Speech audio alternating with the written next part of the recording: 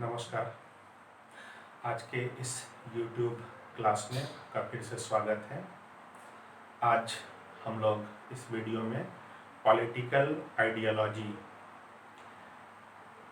राजनीतिक विचारधारा पत्र से संबंधित विषयों की चर्चा करेंगे और आज हम लोग जिस टॉपिक के ऊपर चर्चा करेंगे उसका नाम है संघवाद, फेडरलिज्म।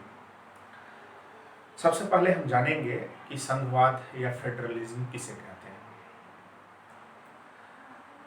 संघवाद उस शासन व्यवस्था का नाम है जिसमें शासन के दो स्तर होते हैं। Federalism is that form of government in which there have been two tiers of the government. तो ये दो टीयर्स या दो स्तर क्या होते हैं? एक होता है केंद्रीय शासन और दूसरा स्तर होता है प्रांतीय शासन।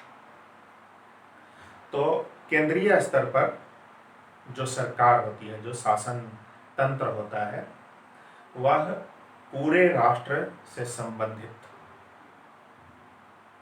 महत्वपूर्ण विषयों के ऊपर कार्य करता है, विधि निर्माण का कार्य करता है, उनका क्रियान्वयन करता है।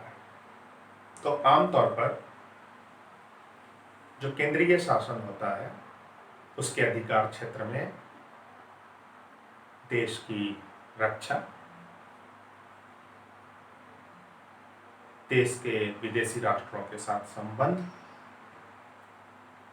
देश की मुद्रा का निर्धारण और उसको जारी करना, उसको नियंत्रित करना, देश में संचार और यातायात के साधनों का एकीकरण करना और देश में एकरूपता बनाए रखना ताकि देश के लोगों के अंदर एक राष्ट्र का नागरिक होने की भावना पैदा हो। ये आमतौर पर केंद्रीय सरकार के लिए महत्वपूर्ण विषय माने जाते हैं और उसे सौंपे जाते हैं एक संघीय शासन व्यवस्था में। संघीय शासन व्यवस्था में दूसरा स्तर होता है प्रांतों का। और प्रांत कई होते हैं क्योंकि संघीय शासन व्यवस्था प्रायः बड़े राष्ट्रों में पाई जाती है। तो बड़े राष्ट्र प्रशासनिक दृष्टिकोण से अपने अंदर कई प्रशासनिक इकाइयां बना लेते हैं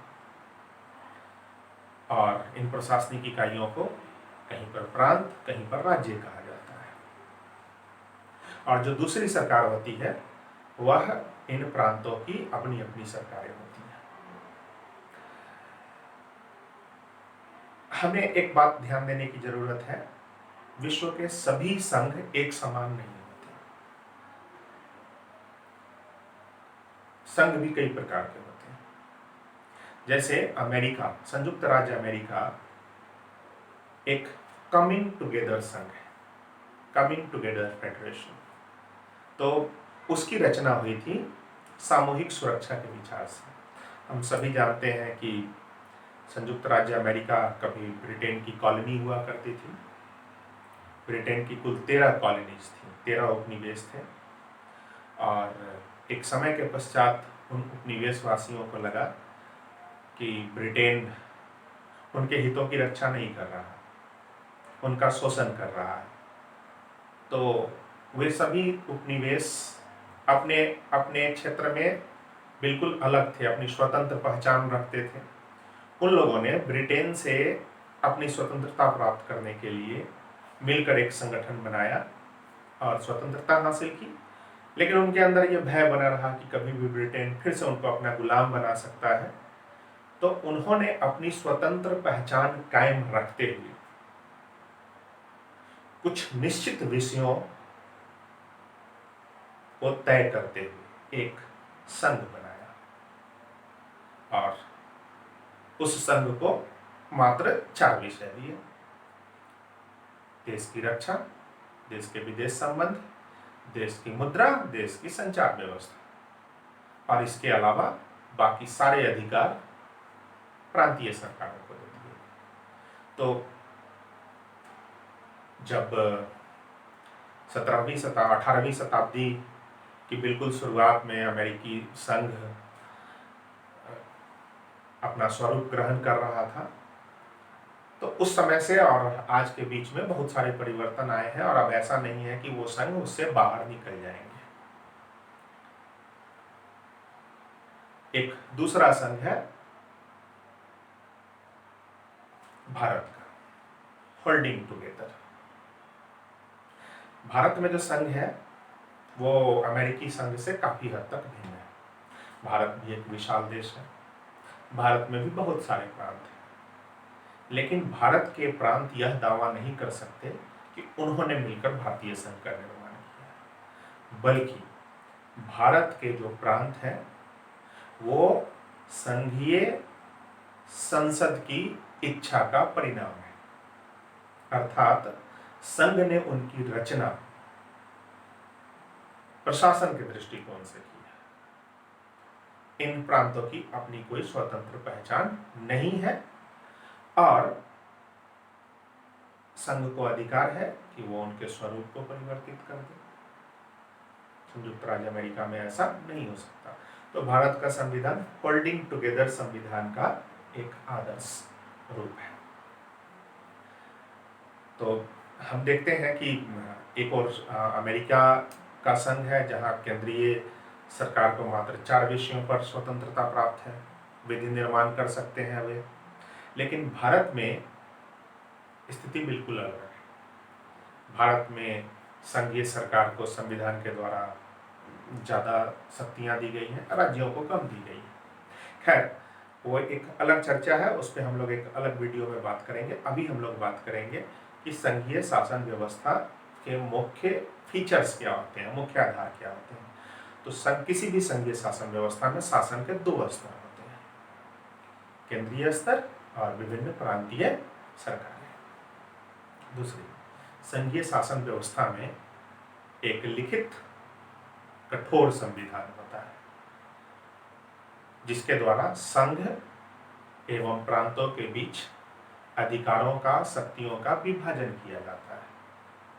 आमतौर पर संघीय शासन व्यवस्था में प्रांतों के भी अपने अपने संविधान होते हैं, जो कि संघीय संविधान के अनुरूप होते हैं।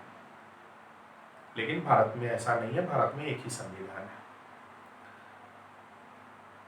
संघीय शासन व्यवस्था में जो संघीय विधायिका होती है उसमें 2 चैम्बर्स होते हैं।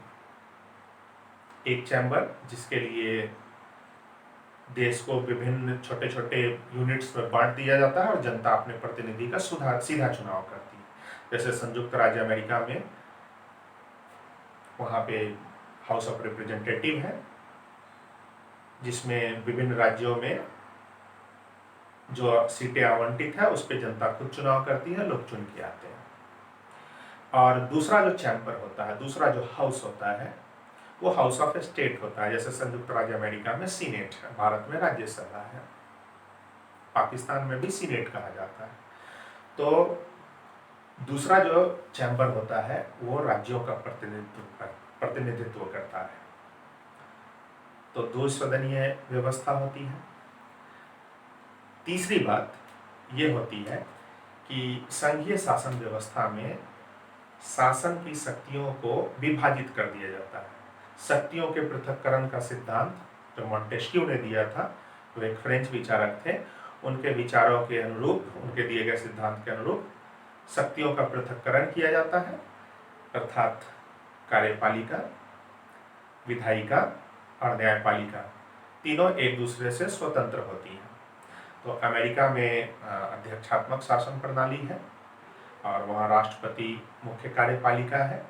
लेकिन अमेरिका में राष्ट्रपति वहाँ की विधायिका से अलग होता है। विधायिका स्वतंत्र रूप से विधि निर्माण करती है और न्यायपालिका विधायिका द्वारा बनाए गए विधियों का, कानूनों का निरीक्षण करती है। उनको संविधान के अनुरूप न पाए जाने पर उनको निरस्त कर सकती है। वह कार्यपालिका के आदेशों की भी जांच कर सकती है। तो प्रत्येक संघीय व्यवस्था में न्यायपालिका जो है उसके दो रूप होते हैं, एक संघीय न्यायपालिका सर्वोच्च न्यायालय और फिर प्रांतों के अपने अपने उच्च न्यायालय।